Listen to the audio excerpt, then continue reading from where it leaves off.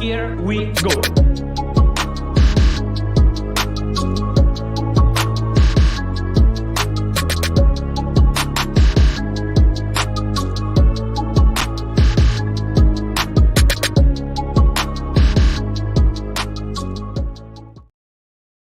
Yes, people, what's going on? You guys have been asking for this for a while now. You've been asking for me to get some people on to talk about Arsenal and to just have a group discussion to get some conversation going. So I'm going to do a call-in show, and you guys can call in. I'm going to add some people one by one, and then we're going to add everyone as a group later on together. So do me a favor, hit that like button, hit that subscribe button if you're new. And of course, I'm seeing that only 50% of you guys are actually making sure you subscribe to the channel. So please do subscribe to the channel. It's absolutely free. Hit a like on this video if you haven't already done so. And I have some questions for you guys today in the chat and in the comment section. So first things first, do you think Arsenal have done enough this transfer window? And what do you rate our transfer window out of 10? That's something we're going to talk about. Plus, if you haven't heard the news, Gabriel Jesus is back in Arsenal training. This is amazing news. I'm so happy to hear that. And I'm very pleased to hear that Gabriel Jesus is back in training. And he could even be a feature in the West Ham, in the game against Fulham. Now, do you think Arsenal and Mikel Arteta are going to reintegrate Nicolas Pepe? That is another conversation that we're going to have about. In addition to that, Gabriel Magalhaes has scored in 3 of his last games versus Fulham. Do you think it's a good idea to start him versus Fulham on the weekend? Personally, for me, I think it is. And we're going to get into this. Plus, Arsenal keep getting talked about a striker. We need a striker. We got to finally put this to bed. And do you guys think Evan Ferguson is that striker? But yeah, I'm going to get started with my boy Arsenal Mo. I wanted to bring him on specifically about some of these topics that we need to discuss. But how you doing, Mo? How you doing, Egal? Thanks for having me on, bro. Big up, man. We gotta get you on one of these platforms without on camera one day, hopefully. Yeah, let's do it. You know what it is. But first things first, bro. Yesterday I got stumped. I was with my boy Dabs, and I'll openly admit he kind of got me because we were talking about strengthening our team, and post Timber injury. I know Declan Rice a massive improvement to our squad, but is it fair to say that our team, if you exclude the Declan Rice signing, which is a huge impact to our signing, we haven't really moved the needle too much? Is that fair to say, or is that unfair? No, I think that's unfair. I think we have moved the needle considerably, even with the Timber injury, because I feel as though Rice is a fundamental signing. I feel as though Havertz will also be very productive for us, particularly once Jesus is back in the team. But I do agree that we don't necessarily have strength in numbers, but in my opinion, we have strength in versatility. We have a lot of players that can play in multiple positions, and I think sometimes that gets away from a lot of people. They see that we lack numbers, but we've got players that can play in multiple spots. So I think overall our depth is quite good. Okay. And without mentioning Manchester City, what makes you say Arsenal's going to win the league? Because you're one person who's very strong on this point, and I am too. But at times I find myself pointing at other factors externally and not as many internally, as looking at City, looking at them, saying, oh, they can't do it 4 times in a row. I do look at our squad also and say we've improved massively. But in the same breath, it's like, without looking at City and other teams, what makes you say Arsenal's going to win the league, bro? I think we have arguably the best 11 in the league. I still think pound for pound, we have the best team, simply because City have lost Gundogan. I know you said don't mention City, but they are rivals, so it's impossible to talk about it without mentioning City. They've lost Gundogan, they've lost Mahrez, and I think that weakens them a little bit. They're still a very, very good team. But ultimately, I think what Rice adds is that solidity in the big games. I think to win the league, because now Arsenal and City are at a point where they will beat the majority of teams outside the top 6. So essentially, it will come down to the head-to-head games. And I think that's one area where Arsenal need to improve if we're going to win the league. We have to beat City. And I think with Declan Rice in the team, with Thomas Partey playing in the big games, I think we finally have what it takes to get over the hump. And we have to beat City face-to-face. It's the only way to win the league, in my opinion. And that's why I'm confident. Okay. And then what about everyone saying Arsenal are favorites, Arsenal are not favorites? Do you care about these tags, or what do you think? Is we're going to need 90-plus points again to try to beat City, or do you think we can do it for less? No, I think we're going to need 90-plus points. I think Pep and City have learned from last season. You can see how serious they're taking the season right from the beginning this time. Pep knows that if he falls 5+ points behind Arsenal again, he knows that he's not going to get there this time, because Saliba won't be injured, hopefully. So you saw the way Pep was celebrating against Newcastle for match day 2. for Pep to be celebrating that manner after the game tells me all I need to know. He knows Arsenal have arrived. He knows we're a very difficult team to overcome, and he's drilling into his side that every game counts, every game is important. So I look at my team and I think we should expect the same. Every game matters. Should we reintegrate Pepe? I don't think we should, because I feel as though Pepe doesn't suit our style of football. And even though we may struggle to get a transfer fee for him, he's on considerable wages. He's on over £100,000 a week. And even if we don't get a fee for him, I think the money that we save through his wages will help balance the books.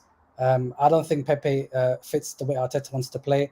I think he's very poor technically. He's unable to play a possession type of game. And he's basically a street baller. And I don't think that's fruitful for what we're trying to do at Arsenal. That's harsh, bro. Just a street baller. That I feel like that's a little harsh, but fair enough. I'm not a big fan of Pepe myself right now. Pepe let us down massively. And then final point, Gabriel Jesus. A lot of people get angry that he's on the bench or Arsenal are not allowed to put a player on the bench. Immediately you see transfer rumors. Do you think Mikel Arteta should start him this weekend, or do you think it's a situation where he's just gonna be on the bench until we need to make a change? I think the Gabriel situation, it just comes down to how Arteta sees the game. He talked about players having a relationship. I think Zinchenko being back in the team will definitely allow Gabriel to play, because what that does is it absolves Gabriel of build-up duties. The only reason Gabriel was on the bench is because he's not great on the ball. But now that Zinchenko can take some of that burden off him, I think you'll see Gabriel play against Fulham. And I think as long as Zinchenko is available, you'll see Gabriel get back into the team. Oh, interesting. So you're saying Zinchenko and Gabriel are sort of connected because they get the best out of each other on that left side. 100%. If you look at the game at Anfield last season, for example, Gabriel was fantastic, essentially playing left back, shutting down Mo Salah, allowing Zinchenko to play further up the pitch. And I think with Declan Rice coming into that left hand now as well from the DM position, I think our left-hand side will improve massively with Zinchenko coming back into the team, and nobody will benefit greater than Gabriel. Okay, fair enough. Big up to my guy here. It is a call-in show, so the link, I'm going to put the link in the description right now. I already have a bunch of you guys in the queue. Mohammed, did you have anything to ask me before we go, or any of the viewers before we go? Because I know I've been more or less it's more been a Q&A where I've been asking you, but you have any questions, bro? Yeah, bro, I just wanted to get your take on how our season would go. I know last year it didn't end the way we wanted it to end. I just wanted to really get your feeling for this season. Do you think we have what it takes to get over the line? Because it's interesting that some fans have sort of like changed the outlook after what happened last year. Personally, I still think we're one of the best teams in this league. I think we're gonna run City to the end once again, and I think this time we can win it. But I find myself more or less looking at City needing to dip a little bit for us to capitalize on their misfortune, and to get yourself up to win 4 league titles in a row. It's just at this point the odds are in our favor. City are a great team, but the odds of them going and winning a 4th league title is a lot lower than them winning it last year or the year before that. But I guess they say this every year about City, and they somehow find a way. But right now, I still think Arsenal's going to win it, and it's more on us strengthening and just hoping that City kind of drop off a little bit and we can capitalize on it, because we do have a good enough team to pick up the points against majority of teams in the league. We just need to make sure when we do face City and we face some of these bigger teams, we capitalize. And last year, our home record kind of let us down with the goals, and away from home, we were really good clean sheet wise. We need to improve that at home. And I think that's another thing that can favor us in this title race. Defensively, we might be much better this season. And one final question from me. Do you think Ramsdale should stay in goal, or would you bring in Raya for the forthcoming games? You know what? I think Raya has to, he's going to get a chance, but it's not going to be in these Premier League games. I think Raya is going to get his first chance in the cup games. And until something changes where Ramsdale doesn't, something happens, I don't think Raya is going to start until any of the cup games. Ramsdale, it's harsh to take him out right now to bring in Raya. Why? You think Raya should be jumping in right away? I wouldn't say right away, because I think that will hurt Ramsdale's confidence. I think Arteta has to play it smartly, but I do think in the coming weeks, Raya will slowly get integrated into the team. I truly believe Arteta prefers Raya. because no matter what he says, you don't sign a top 5 goalkeeper in the Premier League for the sake of competition. I think he's somewhat lost faith in Ramsdale, and it's only a matter of time until we see Raya start for Arsenal. Fair enough, bro. You have a good one, Mohammed. Thank you for jumping on, bro. I appreciate you. I think Ramsdale will definitely keep his spot, but Raya will eventually get his opportunity. And if he runs with it, you might be right. But at the end of the day, we have 2 good keepers, and I'm not worried about either one. It seems like you don't trust Ramsdale, though, if I'm not mistaken. No, if I speak, they will say I spoke. So let's just end it on there. There you go. You have a good one. Big up to you. And yeah, man, everyone in the chat, remember the link is in the chat. I'm going to put it again, but there's a bunch of you guys already backstage, so I'm going to just try to get to some of them quickly. And yeah, this is how you call in. The link is right there. You just press the link and you call in using that. Next, we're going to get my guy, Big Rack. I don't know if he's outside yet, sitting somewhere I'm quiet. Here. Yeah. I'm outside. It's because obviously the rain and stuff. Big up, Rack, man. Talk to me, bro. So Gabriel Jesus is back. This is massive for us. How you feeling, bro?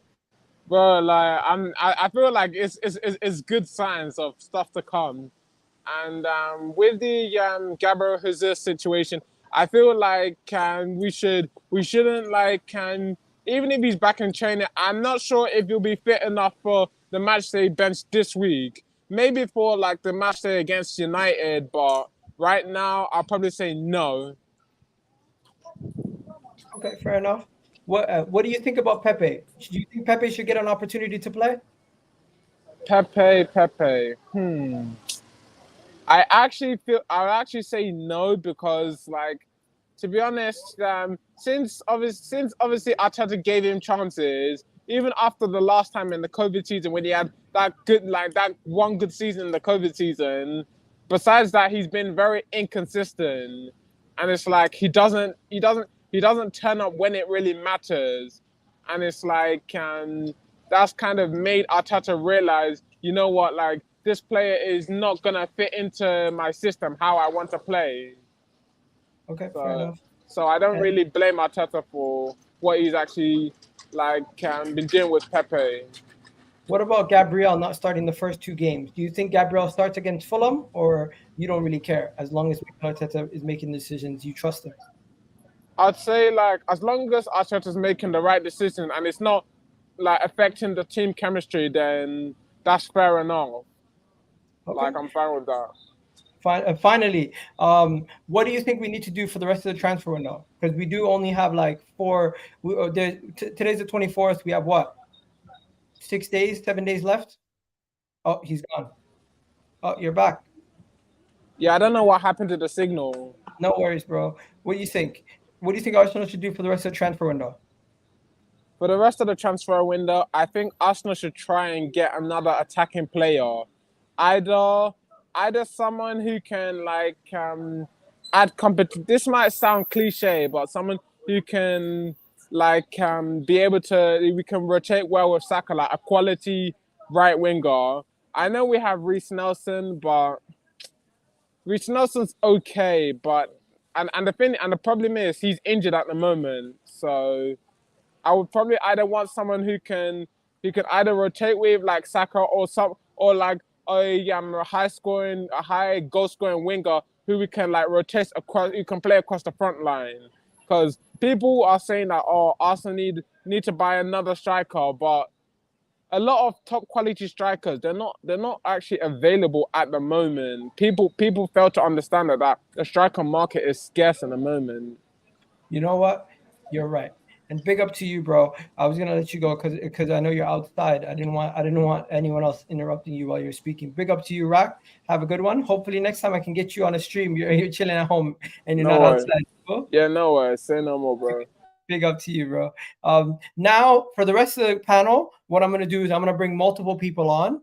But before we go any further, make sure you do hit that like button. We have about 54 people in the chat, and everyone backstage, do me a favor, also hit the like button, hit that and subscribe to the channel if you're new. So we got Ursan coming through. Big up Ursan. Yo, Ursan is. What's good?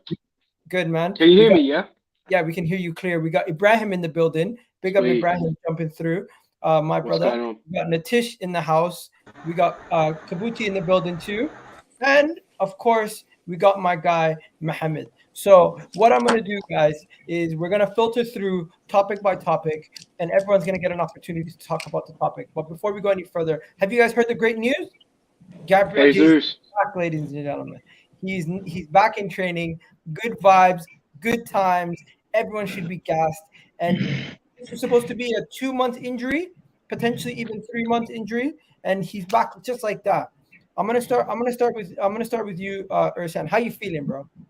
I feel happy, man. It's very good to hear that Gabriel Jesus is back returning in the first team. I'll be very stunned if he starts on Saturday, given the form of Nketiah and Trossard and what's been happening. I feel like, but next Saturday or Sunday when he plays against Man United, I want to see him fit, sharp, raring to go. It was always going to be a short-term injury, but to have him back before the international break is a big boost. Yeah, don't be too confident over Jesus. I'll wait till Fulham game. If he plays, I want Mikel Arteta to be properly investigated into our medical team, into why he gets all these early injuries. Interesting. You got some pessimism there, but of course, I'm happy that he's back. Anyone else have anything else to say on Jesus? Let's go to Ibrahim. Ibrahim, welcome to the show. First time on the show. How you doing, bro? How you feeling about Jesus being back from injury? Phil, are you able to hear me? Yeah, we can hear you now. We can hear you. I don't really have. Okay, go ahead. Go ahead. Sorry. Yeah. So I don't really have any coming back. Really, I feel like that's not the big problems that we have, because there's big problems that we have right now. Like, I don't see the fact that Partey is playing right back and Havertz is in is going to be the reason why we lose the league, bro. Like right now, if you really look at the landscape of the league, it hasn't been easier for anyone other than Man City to win a league this year, bro. Man City is not the same Man City of last year. That's a fact. And no one else got better. No one else got better. Liverpool, Man United, Tottenham, Newcastle, we're all better than them. We're a lot better than those teams. So it's like, why are we experimenting this season? For what? Okay, just play what we... Yeah, go ahead. Let me get this straight. So Jesus being back doesn't affect you. What affects you is you don't trust Kai Havertz and you don't trust Thomas Partey playing right back, correct? System that we're playing, yeah. Just put Partey back on a 6. Take Havertz out. Why is he even playing? Could it be because of could it be because of injuries forced Arteta's hand? Or do you guys think if everyone's fit and available, he would have gone with this lineup? Because don't forget, Timber got injured, right? That's one. Also, we in the first game, if I'm not mistaken, Kai Havertz played up top. Am I tripping? And in the Community Shield, he played up top. Yeah. He didn't. He's actually better there than the 8, to be honest. He's actually better there. Bro, you have to understand, when Zinchenko comes back, okay, Zinchenko should be at left back, and then put Partey back in his regular position. Take Havertz off. He doesn't need to play. He doesn't need to play every game. But for some reason, he's playing every game. Bro, the last 2 games, we haven't played well in any of those games. You know what? I think that's a bit harsh to say that, to be honest. I disagree. I think... Go ahead. Because I feel like the reason why... I feel like we were brilliant against Crystal Palace up until the red card. I felt like we were always looking like we were going to score, and they never looked like they were going to score up until the red card. And I feel like it's very harsh to say about Havertz. Why is he starting? Why is he this? We all know that Havertz is coming in to be for tactical flexibility, and it proves that against Crystal Palace when Eddie Nketiah came off, which enabled Havertz to go up front, and Jorginho came on to play in that centre midfield role. And Havertz did a very good job in holding up the ball, bringing it into players, keeping control of the possession. And I feel like I think with Kai Havertz, there's a lot of criticism on him purely because of the £65 million price tag and because he's not lived up to the expectations at Chelsea.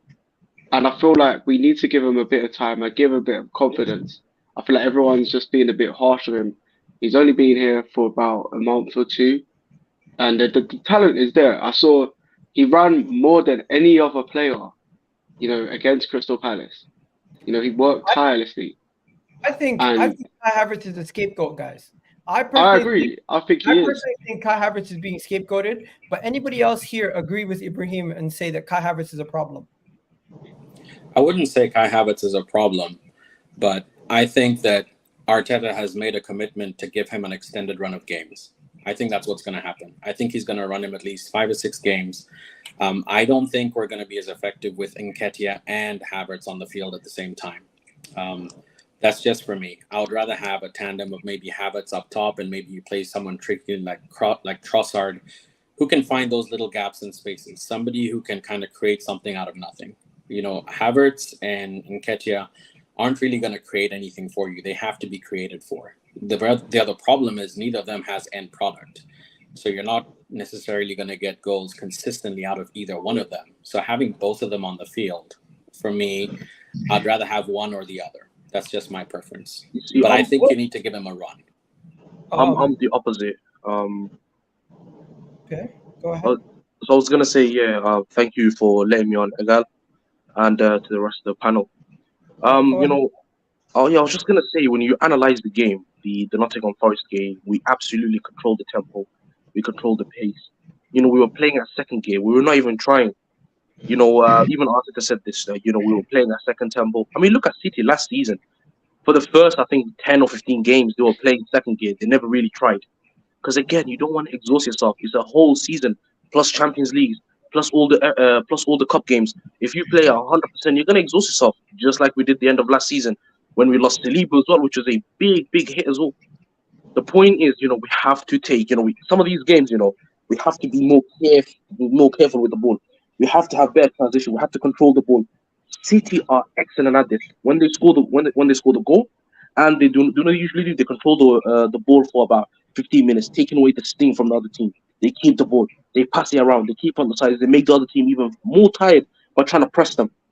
We need to do that. We need to suffocate teams by keeping the ball, let them come at us. We've got players that are comfortable on the ball. We just need to pass it around, keep it moving.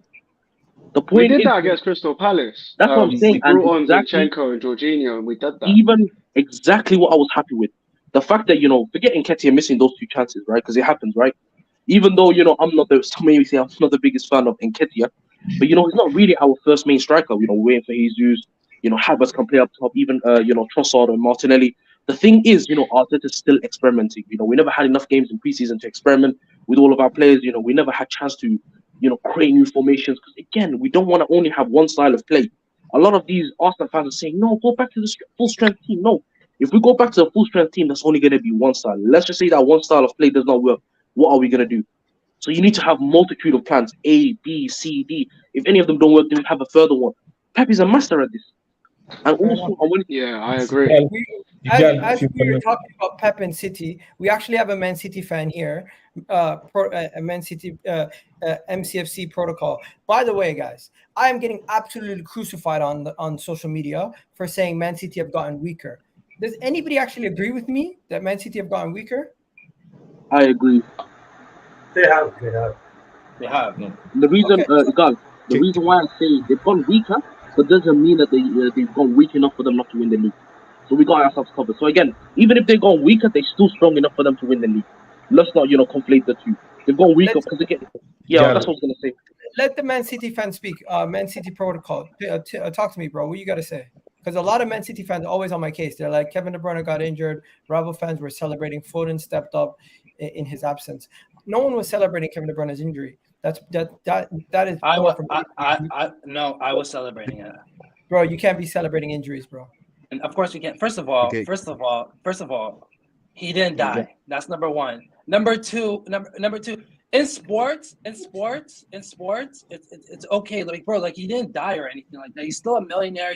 He's still breathing. It's okay to we're not necessarily cheering, but it's like, okay, bro, we don't have to worry about this guy for 6 months. At the end of the day, you think like someone died or something, got shot or something like that. It's not the worst thing in the world to like be happy that he's not playing for 6 months, bro. It is what it is at the end of the day. It comes with, bro, at the end of the day, sports, they come with injuries all the time as a part of the game.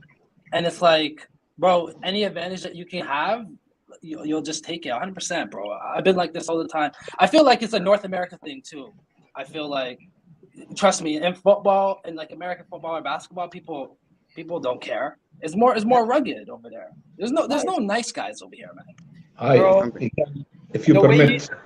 the way you worded it, he didn't die. Just like I know he didn't die. But It's bro, ridiculous. It's It's like, huh? he did. I know he didn't die, but it's poor taste. That's a brutal way of looking at it, man. Oh please, Yeah, man!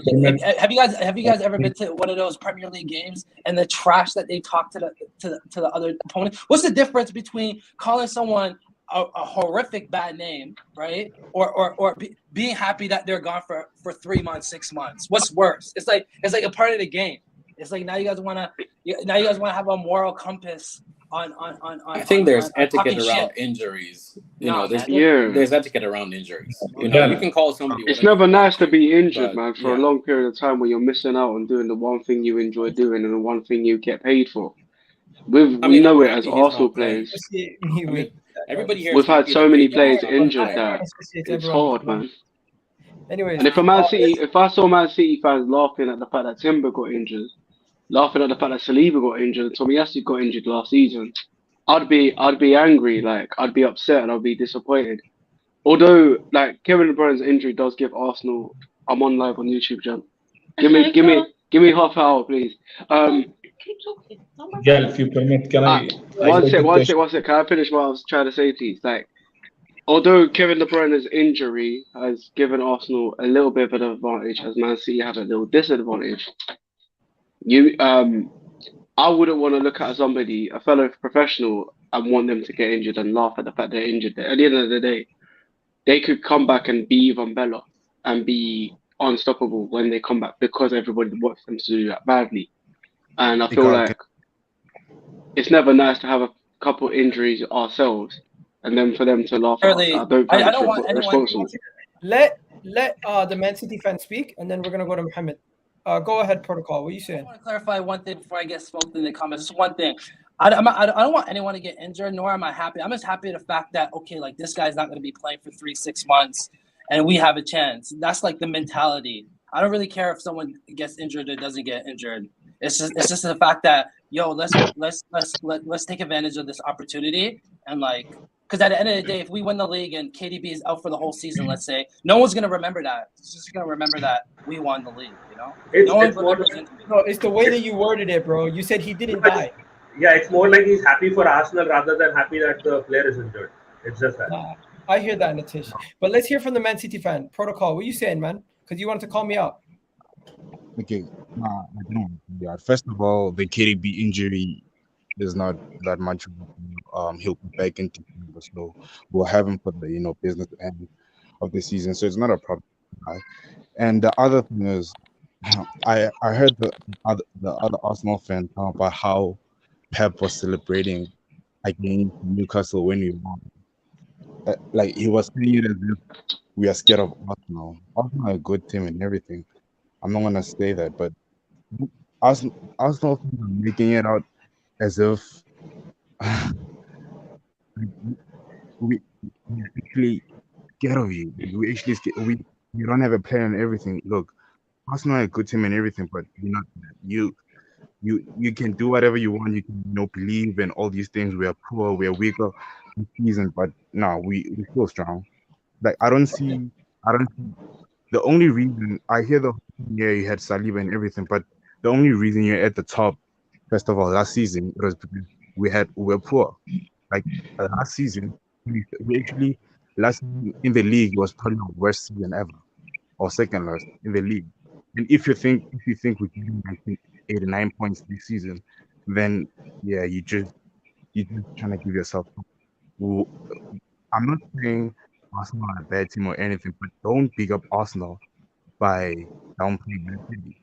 No, we're not scared of you. Okay. We'll be there. This is. I don't know if you heard the first caller, Mo. He basically said the two things going hand in hand. Because Man City are a direct opponent to Arsenal winning the league or not winning the league, we're going to look at their deficiencies the same way you're going to look at other people's deficiencies. City might not necessarily look at other teams and be like, you know what, they're this and they're that. But in the same breath, when Liverpool didn't have squad depth, you always mentioned it. I didn't remove him, by the way. He just dropped out. When Liverpool didn't have squad depth, City fans always spoke about that. When Liverpool were going up against them, City fans always spoke about Liverpool's deficiencies. But it's almost like Arsenal fans are not allowed to speak about City's deficiencies. Yeah. No. Like that's it's normal when to do that in an Arsenal talk show where it's the same thing with if Chelsea fans were to do that. It's a Chelsea talk show, they will do the same thing. So I don't get it. when Personally. Liverpool didn't have squad depth, they were literally playing the same 11. Like no one was replacing Salah. The spy, nobody was. We never talk about the thing is, we always weaker every year. Like that's what it is. Always, we have never. I replaced disagree Aguero. with that. Okay. Let me. Last year you were stronger with Holland. I You won the totally treble. disagree with that. I totally disagree with that because can I explain why? Because No, let him land, you guys let him always land. start the season weaker and then get stronger as the season goes by.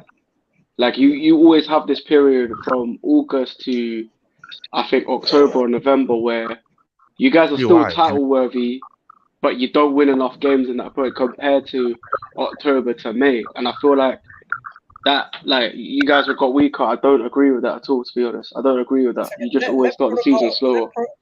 Let protocol go ahead again. Protocol. So The whole thing, I'm not. I don't want to bring up Arsenal in any way. So, yeah, we lost the whole thing. We lost Gundogan, Mahrez here, whatever. A lot of Man City fans, they have emotional attachment to players. So, look, that's not how a club is ran. We lost Aguero, replace him. We lost Sane. We lost Sane, the person, like one of the players who had the most GA in the team, and we replaced him with Ferran Torres. He didn't do anything. He flopped. And we still won the league. Lost Sterling, who had a lot of GA. GA is not all these things. Gundogan is gone. The clutchness. Alvarez is clutch. He was touching the World Cup. This whole thing of we lost players, and we always weaker every season. And if this season, if we start well this season, trust me, we're getting over 95 points. Because the problem is with the other seasons, we have to change the system to accommodate players. Like last season, we had to change the whole thing again for Haaland. And now that we're not changing the system, we're just getting the players inside. The fact that we actually, I don't care about the results. For us, it's not a matter of results. We can always go cold. The thing is the performance, especially in August. If we can perform that well against Newcastle, trust me, we don't want to drop a lot of points. If by January or February we still, if you're not clear, if you're like 20 points clear like Liverpool was, try because we don't want to drop. We don't want to. This whole thing of we are weaker and we don't want to do anything. I think it's just hope. That's not true. If we are weaker, okay, we're weaker from not winning the treble. We will win the Premier League alone. Like, is that the point? No, I still think you're good enough to win the Champions League, but I'm just saying you might lose out the league to Arsenal this year, because I think we're going to run you once again to the end, and this time you just might not have enough to compete on all fronts. Last year you had experienced players like Riyad Mahrez and Gundogan who could come and make the difference. Right now you brought in younger players like Doku who come in, Gavardio who's come in, and plus you're also going to be making more signings like Mateus Nunes potentially, maybe even Eze. And how they're going to get into this team and how they're going to work, Pep is a genius, but it's still okay to question that you've somewhat gotten you've taken a couple steps back in quality with those players. Not a matter of play devil's advocate. Can I say it's not a matter of quality. The thing is with us last season by Feb, a lot of Man City, I think by December, a lot of Man City fans were saying, okay, let's rule out the Prem, we want to win the Champions League, because we thought we were going to do what Liverpool did. We never thought you would actually go down. So last season, trust me, we were poor. We like that season, we're not going to have it again. Last season, the whole thing of the problem with us is performance. It's not we are weaker. We all know that. Any Man City fan saying we're not weaker, they're just delusional. We are weaker, but us being weaker is not a problem. There's a reason we tighten up the defense. It's gonna be harder to break us down this season, and a lot of teams will try to break us down. People will open up space more. And Kevin De Bruyne will be back in the perfect. I'm not worried. The whole thing of we're weak and everything, that doesn't mean we won't win the league. I don't get the, I don't get it. I just I just think people are looking at Gundogan's impact last year as the captain, Riyad Mahrez, Kevin De Bruyne getting injured, and you guys still haven't made officially any other signings besides just Gavardio and Kovacic. And even Kovacic himself would be considered a step down from Gundogan. So that's where people are going. Kovacic. What? Wait, Yeah, man. Kovacic is not here to replace Gundogan. In fact, Pep said Kovacic was coming, even whether Gundogan stayed or not. It was gonna come because we changed the system this year. We took the system a bit. Kovacic is not here to replace the goals and everything. No, it's not. Alvarez is gonna come and replace those Gundogan goals. Not a problem. And the whole thing of we lost the goal of Gundogan and Mahrez. Trust me, we put ourselves in that situation where we had to rely on Mahrez and Gundogan. This season, that's not happening. We don't want to allow ourselves to be 15 points behind and try, do the whole thing of coming back.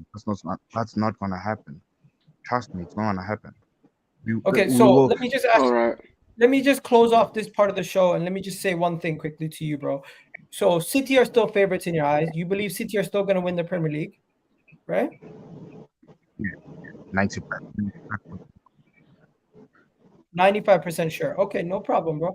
You have yourself a wonderful day. Big up Protocol for coming on. I always see you in the chat. I really do appreciate your support of the channel, bro. I'm just going to take you out so the rest of us Gooners can have the remaining conversation. Is that cool? No problem. Yeah, man. Thank you. Big up. And we got LFC Samuel in the building. Bro, you got your own problems. Mo Salah seems like he might be leaving, bro. What you saying? Listen, man, big up Egal every time, man. It's been a long time. But with what's it called? With Arsenal, what I see right now with Arsenal, yeah. You guys just need to mature. Especially when it gets to the crunch time in the season. Yeah, you guys just need to mature.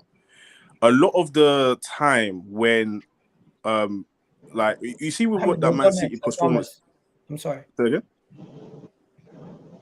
Go ahead. Okay, cool.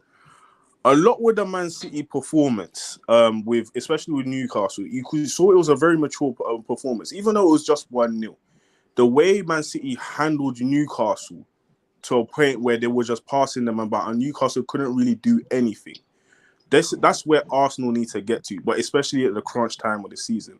My only question is to Arsenal fans. Now, last year you didn't have Champions League, you had Europa League, but you got knocked out of the Europa League. How do you think that you will fare? Because I do still think that Arsenal will do well in the Champions League. And when I say do well, maybe quarterfinals, maybe semi-finals. I don't think you will win it, but I believe you'll get far. How do you feel in juggling that in high-pressure situations in the Champions League, but also going toe-to-toe with City? Just before you go, I'm going to throw this over to Mohammed, and I'm going to let him speak. But before you go, is there anything else you had to ask? Another additional point, just so we can close that part off? Yeah, no, one more point. I actually generally want Arsenal to win the Premier League. I can't see one team in the league win it 4 times in a row. I'm not trying to see that. So as a Liverpool fan, I'm going to take my bias aside. And I actually want to see Arsenal do well. So, yeah. Fair enough. Let's go to Mohammed. Mohammed, so the question is, how do you think Arsenal are going to do in the Champions League? And what do you think of the situation going at Arsenal right now with anything that we spoke about so far? First of all, good evening, Egal. It's a long time since I've been with you. It's always my pleasure, my friend, to be with you. Big up all the guys. Just I have simple few points to raise. Just if you permit, have just few minutes. I raise my points, then I leave. First of all, how I see Arsenal. Surely we didn't hit the level yet that we see Arsenal last season. And it's normal because this preseason is not like preseason last season. I think gradually we'll be there. For me, I'm concerned about some Mikel Arteta decisions that I don't agree with. As long as I supported Mikel from day one, but some decisions he make caught me by surprise. For example, you raised the point about Kai Havertz. Of course, we all agree that Kai Havertz is a debatable deal. It's a gamble for me, and I said this with you when we signed Havertz and before even. He's a good player. Okay, he will be useful for Arsenal team, but as I see now, I'm concerned that Mikel is convinced by him 100%. I.e., he didn't change him in the games. He may change Martinelli, Saka, Odegaard, but not Havertz, and it's a bit strange. For me, I want to see in the next weeks that Havertz be changed like all other players, and even dropped if Jesus is fit and other players is fit, dropped and not started some matches. But what I see is that Mikel is convinced 100% by Havertz. Okay, he won aerial duels. His defensive duties are very good, but he worked for the team. But the main point is that he's not clinical enough. He wasted a lot of chances. Okay, we're still early, and we hope that he score goals. So we need him to give assists and to score goals also. Other Mikel, for me, disappointing decision is the ignorance of Kieran Tierney.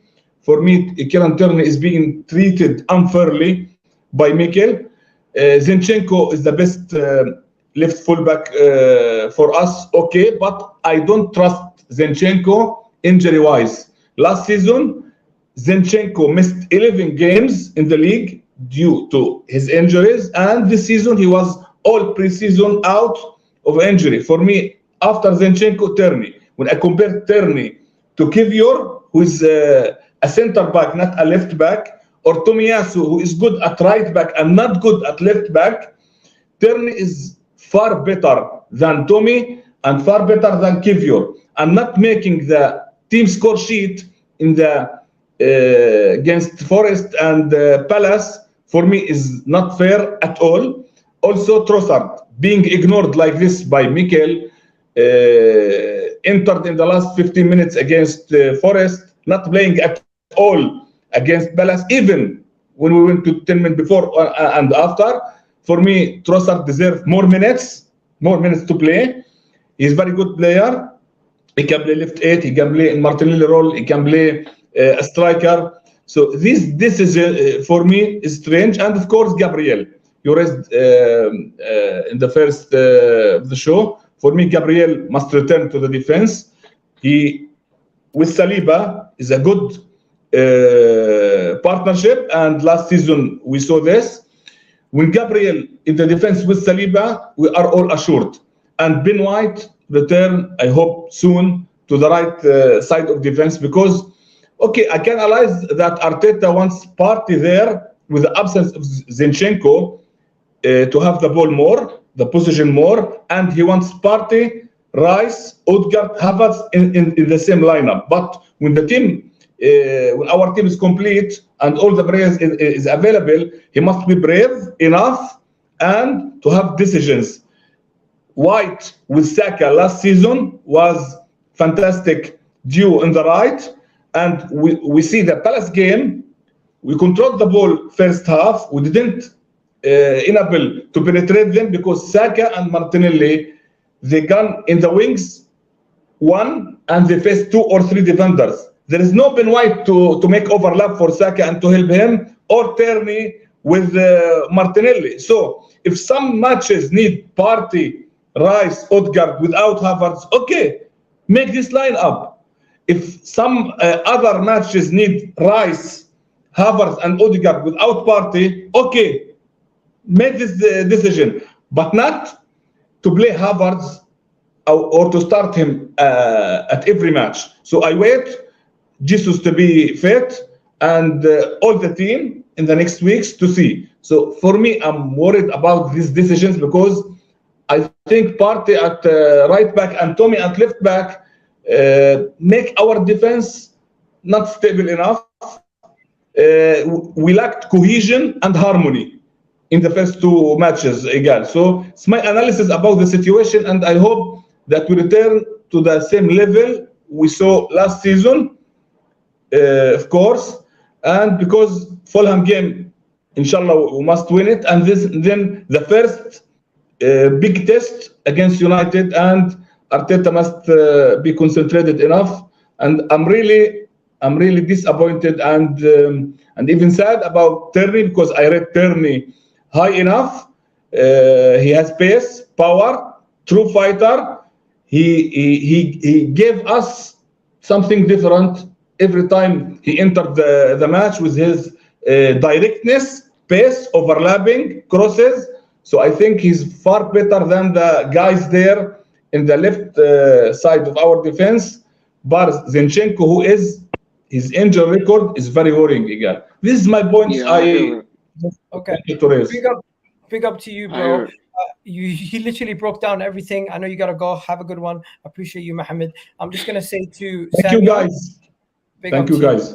Big up to you. Always appreciate you calling in. Samuel, your answer to your question is I'm confident going into the Champions League because of our squad depth going into this Champions League season. I think we've improved massively in our squad depth.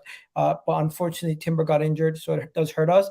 But we do now have a much more better technical team that can play different ways of football. If we need to hold on to possession against Crystal Palace, you've seen when we went down to 10 men how we managed the game. Again, we have different horses for different courses, so I'm not worried going into the Champions League. What I am more concerned about is the whole situation with the fullback, because with Timber's injury, we're seeing Partey playing fullback, we're playing Partey play right back. Two people now on the panel have called it out. That's something I'm more worried about. And City being as good as they are, that's another thing that we have to worry about every single week. Can I ask, why did you play Partey? I was thinking because you guys had 10 men. So because Gabriel didn't start 2 games running. Yeah, Partey. I think we started Partey purely just to dominate possession as the right back. And Samuel, I'm going to drop you down. And yeah, that's right. Sure, we got 100 people in the chat. Do me a favor. It's so important that you guys hit that like button. It helps me out massively, especially when there's all these different channels live at the same time as us. You really need to help me out and hit that like button, because it will drive traffic to the channel. It promotes the videos. And of course, after the video goes live, all the likes that you guys have liked tells people, you know what, this is a good video. I need to watch it.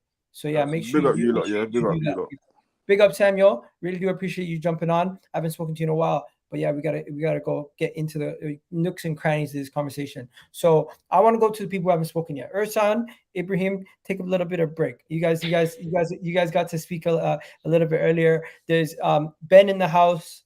We got Natish in the house. Natish, how you doing, by the way? Yeah, I'm good. I've not been that much into YouTube, but I think this season is like a crucial season for us, and a lot of people are expecting and hoping. Oh.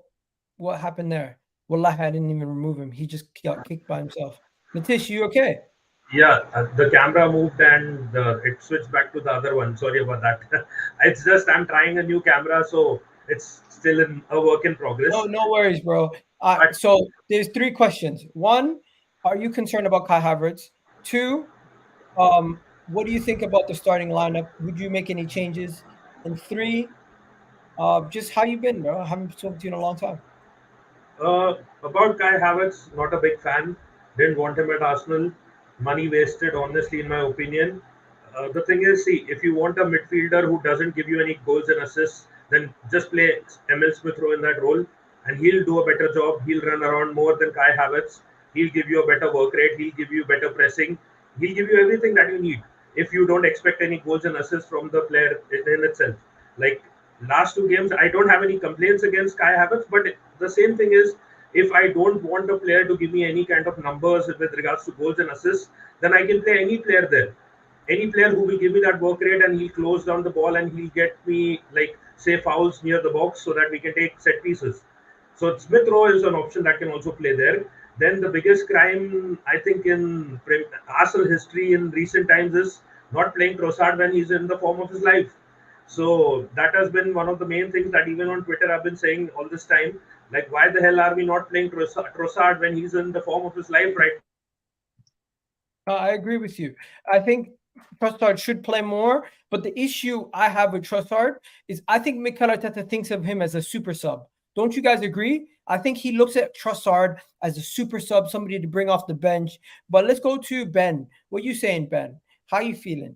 Ben is a member of the channel, been here for a long time. Appreciate you coming on and supporting, bro.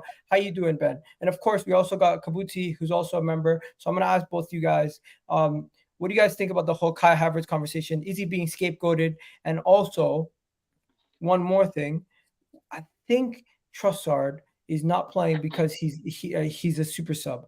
But do you think that's a mistake? Should he be starting? On Kai Havertz, everybody needs to forget he's come from Chelsea, right? Stop over-analysing his performances too much. All people are doing is just having a preconceived idea of what he is, and they don't like him, and anything he does is rubbish. Nobody's told me what he did bad in that game, that he was a bad for that game. He contributed to us winning them 2 games.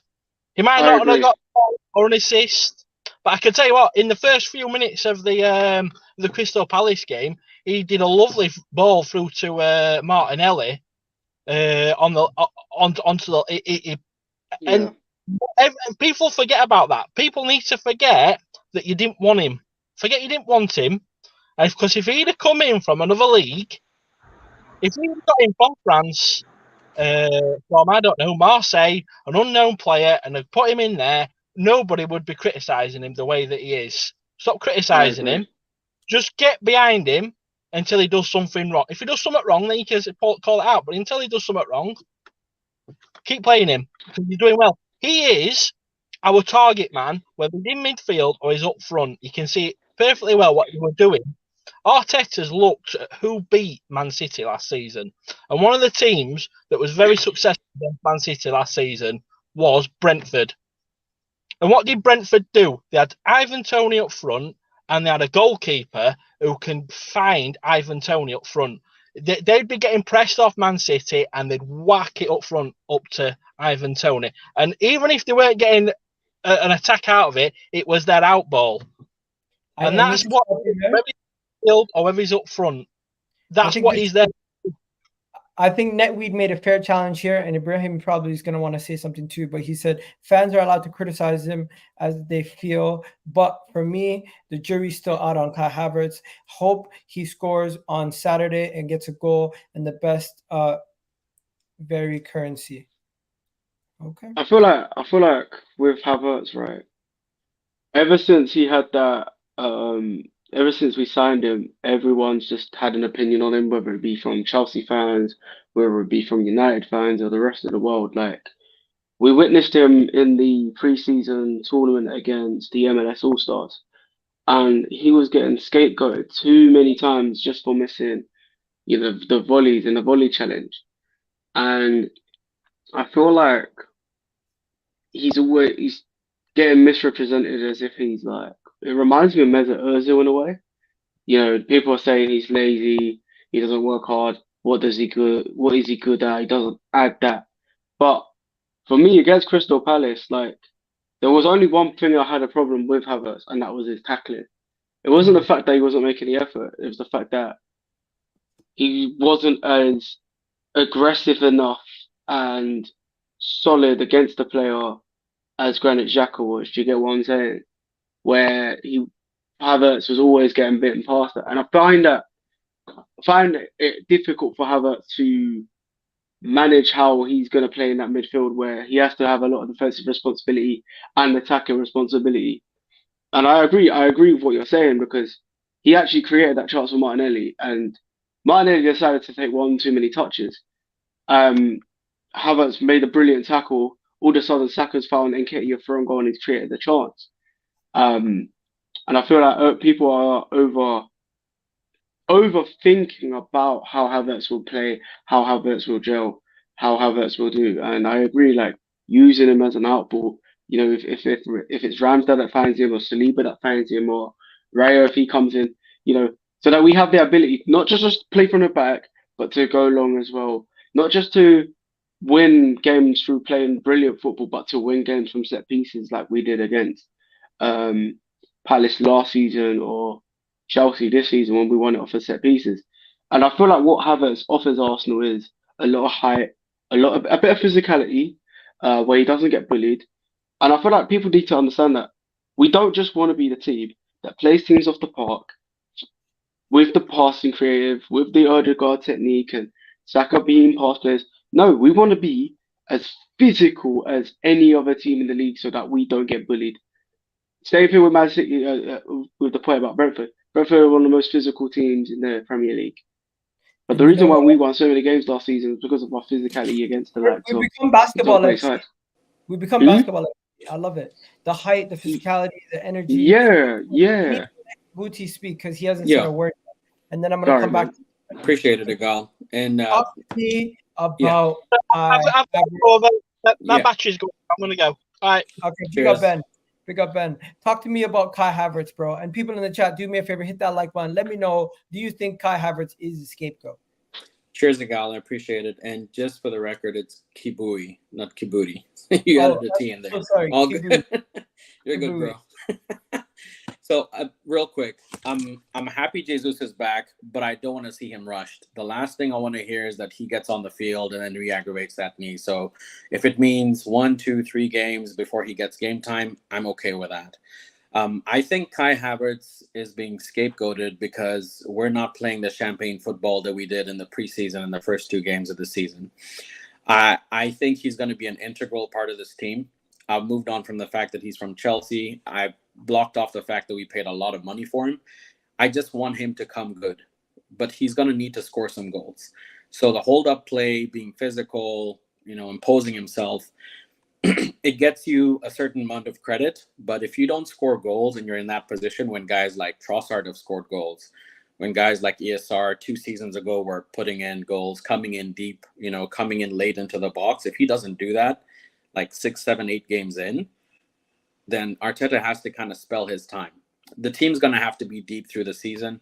I think Arteta's experimenting now. But what I would want to see is maybe just keep Saliba at the back.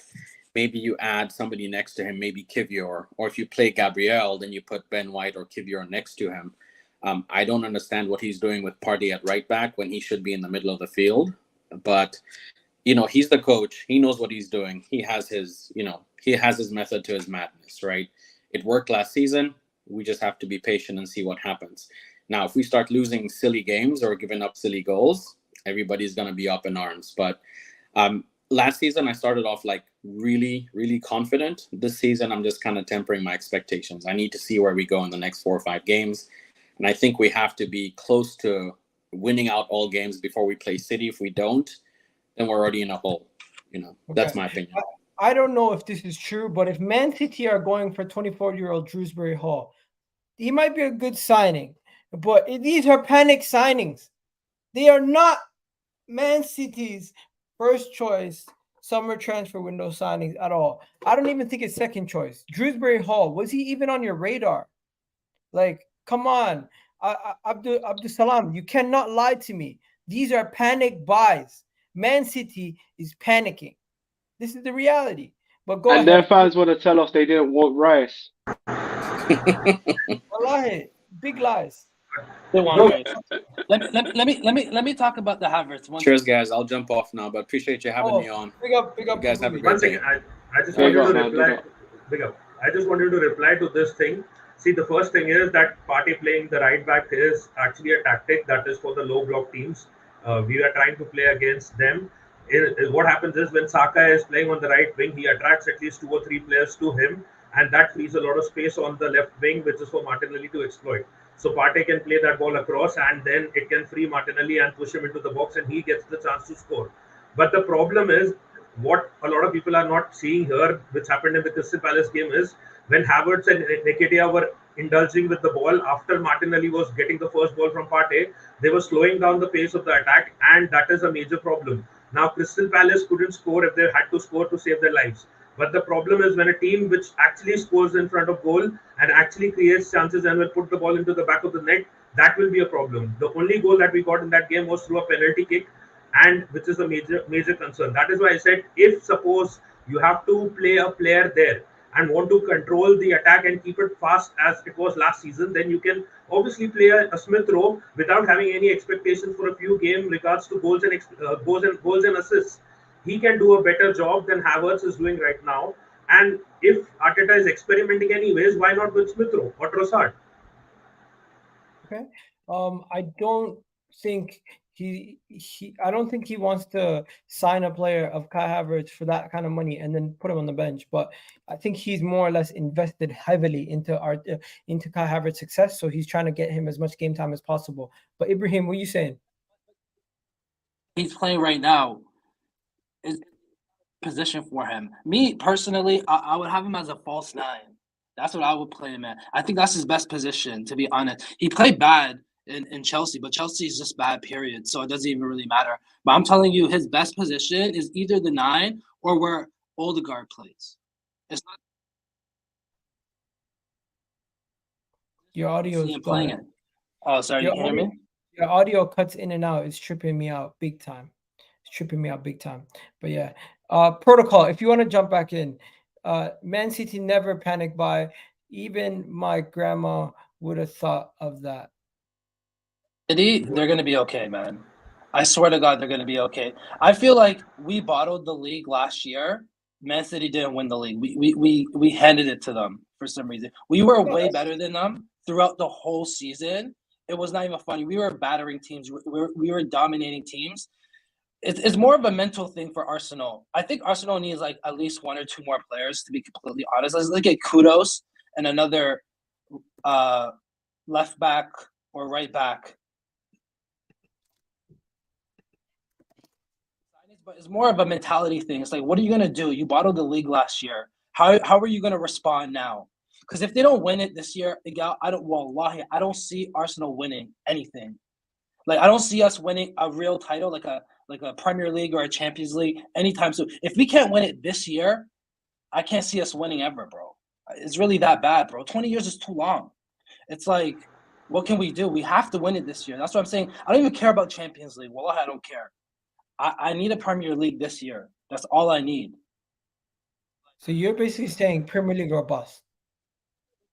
The Champions League. I don't even care if they get knocked out in the stage. Obviously, try in the Champions League, but it's like, bro, like I need a Premier League this season because it's like, what happens if Man United get the Qataris in? You know, what happens if Liverpool they sell their team? Because I know they wanted to sell their team, but they couldn't really get any money last year or 2 years ago, whatever FSG was trying to do. What happens when Chelsea get it right and they get those players in and they grow up? You know, they get a bit older. What's going to happen to Arsenal? It's like we have this window where we can actually do something. It's like I see our chances way higher this year than it was, like, let's say, even like last year. Like, if you told me January, are you going to win the league? I said no. I don't see us winning the league. And we were like eight points clear. Like, now it's like I feel like this is our opportunity to win the league this year, the Premier League. We won. Okay. I just want to respond to one thing. I don't think last season we actually kind of bottled the league. It's a very problematic thing that we have. One, when a William Saliba is injured, there is no defender in that team which looks as good as him. When a Gabriel Jesus was scoring in the first half of the season, there is no striker in the team that is as good as him. When Granit Xhaka was playing the season of his life, there was no midfielder that was as good as him. When Martin Odegaard was in the first half of the season, there was no one in comparison to him in the second half of the season. He himself went invisible. So this is our problem.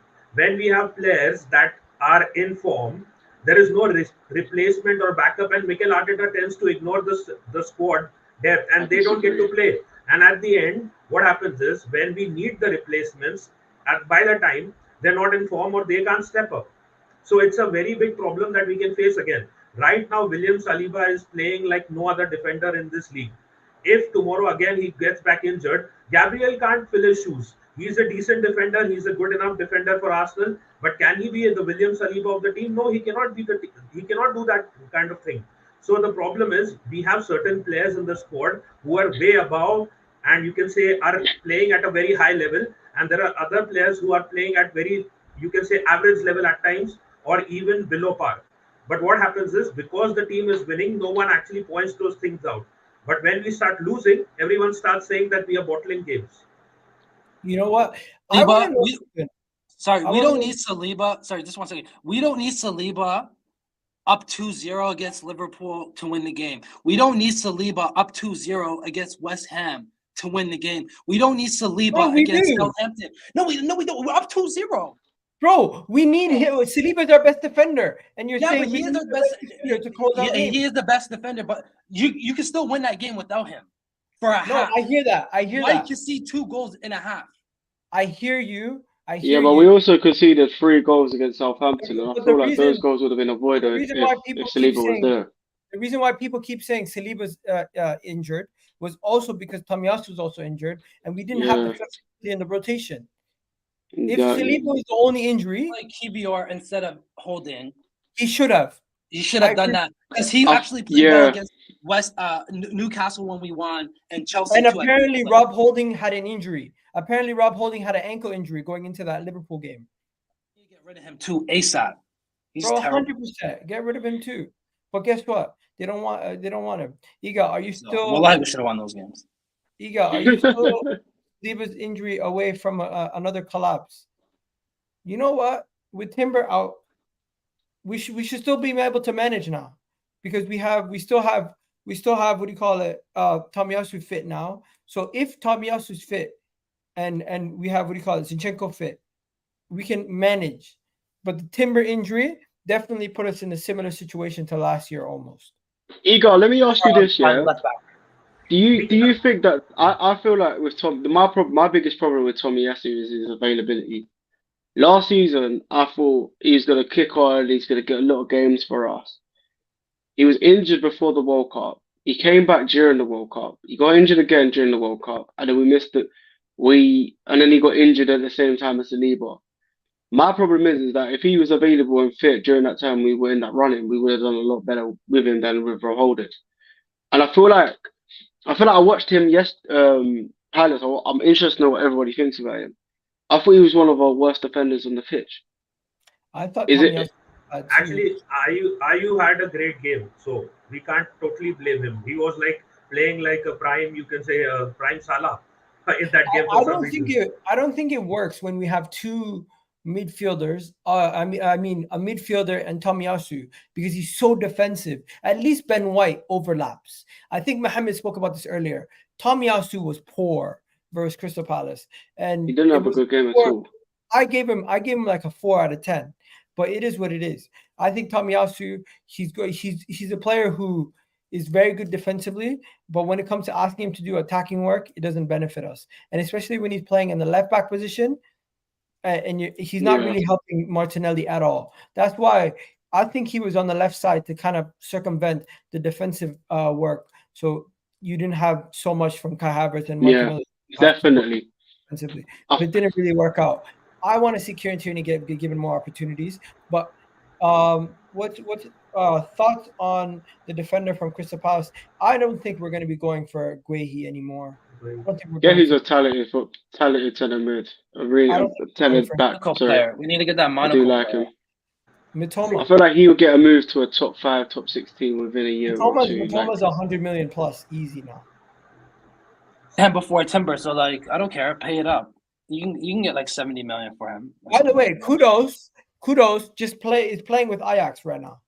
So I think he's waiting for Arsenal to make a move on him. Otherwise, it would have signed for Brighton by now. I think he's waiting for yesterday. West Ham put a bid in yesterday. Yeah, but he got accepted. But the player is still playing for Ajax. Who's Saka's replacement? Reece Nelson. Who's Odegaard's replacement? Really and truly, there's like 4 players who could be Odegaard's replacement. You have You have Emil Smith-Rowe. You have Fabio Vieira. See, Egal, there's the problem. Now, do you trust Emil Smith-Rowe or Fabio Vieira to do what Odegaard can do, or a Reece Nelson to keep doing what Saka can do? So the quality of players, the backups will always be. You can say we will expect them to do something, but they will probably end up doing something else. And the other thing is, Mikel Arteta is slowly getting into that phase where Arsenal can consistently finish in the top 4. But are we good enough to win the title? I don't think so right now. I feel like, can I ask that? I feel like with your point about Emerson Smith-Rowe doing other things and Vieira, I feel like if we gave them a run of games like we did in Nketiah and we did with a few of the other players that we've signed, I feel like they will get a lot more. They'll get a lot more sharper and play a lot better. I find it very difficult for players to suddenly click into gear where they've come back after 6 weeks of being out of the squad. I find it I feel like it's very hard for people to do that. Especially like with an example like in the Carabao Cup games or the FA Cup games, we don't seem to dominate those games because players are playing their first game in like 3 months because of other players doing well.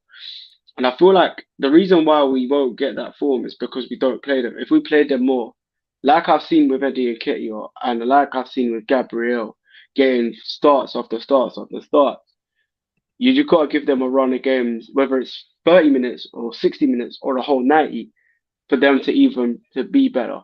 That's why I feel like Fabio Vieira has sort of struggled because we never gave him that run of games. And then all of a sudden we put him right in the deep end against Southampton where he struggled. And I feel like Arteta has to manage the team a lot better. So say, for example, we're 2-0 up, like we were against Forest, then we could explore the option of taking off Odegaard for an Emerson Smith-Rowe, letting him get back into full match fitness, ready for the next game. So if he does play the 30 minutes and then the next week, Odegaard, unfortunately, I hope he doesn't get injured, touch wood, he doesn't get injured, but then he's ready, he's fit, and he can come on and make the impact. It's same with Rice. For me, Rice struggled in pre-season at Arsenal, but because he was playing those minutes consistently and he looked good in those, he produces a man of the match display against Palace. Whereas when you look at Moises Caicedo, being out of the game, not had a good pre-season, come right into the deep end against West Ham off the bench, concedes a penalty, has one of the worst appearances you'll see. So I feel like for players to improve, they need to be given more time on the ball, not just in training. Yeah. No, I think that is why he played Havertz for the full 90. Balogun's close to a move to Monaco. Is it done? Good. What's going on? I just got an update. As long as it's not Chelsea, I think I'm fine with it. Balogun tomorrow. He's not going to be good. No update. Anyway. Yo, Man City. How much is the fee? Man City just signed Doku. I don't know. What's going on with this? There's no update yet. There's no update. It's just I think they're just updating us with old news. But yeah, Man City have just completed the signing of Doku. Liverpool have rejected the offer for Mo Salah. But at this moment in time, Saudi Arabia are offering Mo Salah $350K a day. They dumb. Not I a think week. Salah will leave next year, or in January. The man at Liverpool right now, his wages are really good. He's getting $350K a day. They're offering $350K a day in Saudi Arabia. Do you offering Liverpool? What are they offering Liverpool? What's the fee? I don't know what fee they're offering Liverpool. Probably like 65 million or something. No, They're has to be offering to over pay Mo 100. Salah his weekly wages daily. Biggest Arab player in the Arab league, that's the one player that they want. They want to make him the highest paid member of that league, so they won't pay less than anything. They're offering him 2.1 million a week. Yeah, I get why. Because of NBA money though. What? Bro, all I gotta say is everyone needs to get their kids ready to go to Saudi Arabia. This is crazy. I'm just gonna end the show here. I think we've been going for long enough. We don't want to get too long for anybody who's gonna watch on the playback. But big up. So yeah, Man City announced Daku. This Adidas guy is speaking sense. I think he's talking about you, Ursan. Yeah. Big up everyone in the comment section. Hopefully you guys enjoyed the show. We're out of here. You guys have yourselves a wonderful day. Peace out, guys. Love for the love. Peace.